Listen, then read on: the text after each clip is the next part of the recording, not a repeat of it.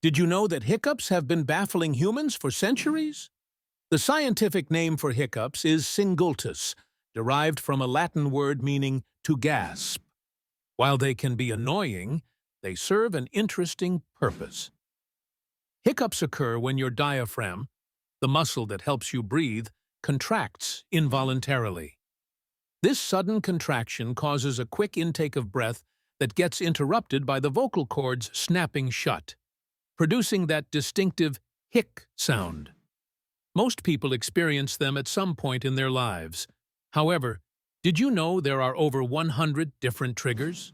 From eating too quickly to drinking carbonated beverages or even excitement and stress.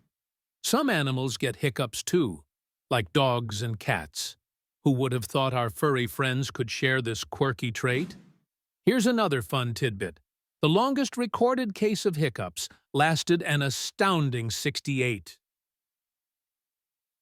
years.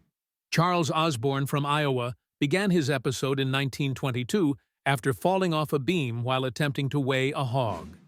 He eventually managed to stop them, but not before making it into the Guinness World Records.